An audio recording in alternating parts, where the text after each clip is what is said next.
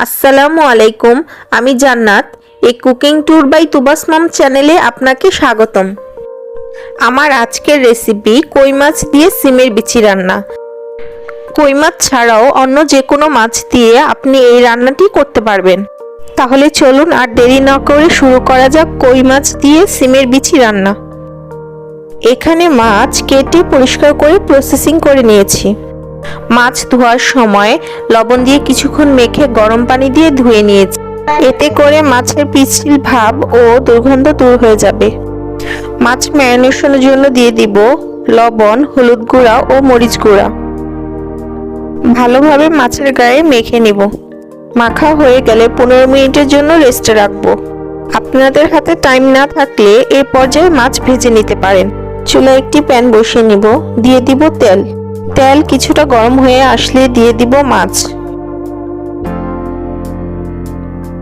অন্য চুলায় একটি পাত্র বসিয়ে নিব। পাত্রে পানি দিয়ে পানি যখন বলক উঠে আসবে তখন সিমের বিচিগুলো দিয়ে দিব। এতে করে সিমের যে এক্সট্রা গন্ধ তা চলে যাবে।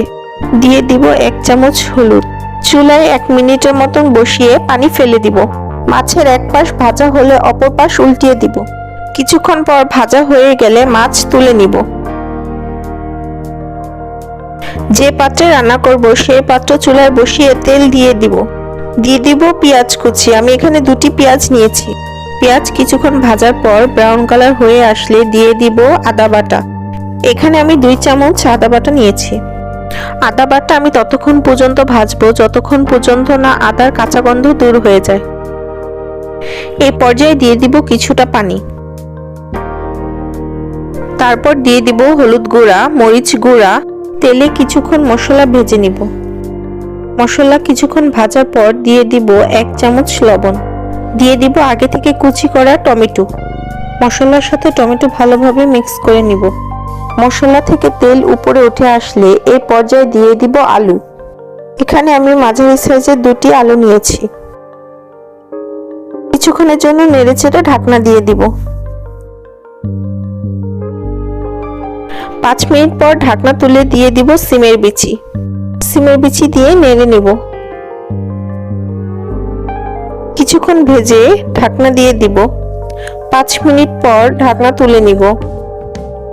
কিছুক্ষণ পর দিয়ে দিব পানি। এখানে আমি গরম পানি ব্যবহার করেছি।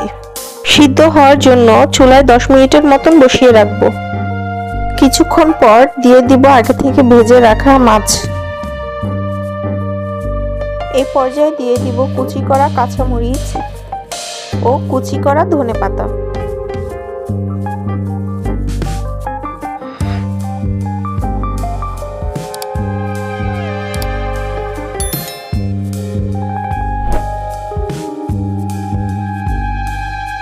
এই পর্যায়ে ঢাকনা দিয়ে দিব। সহজেই হয়ে গেল কই মাছ দিয়ে সিমের বিচি রান্না করা।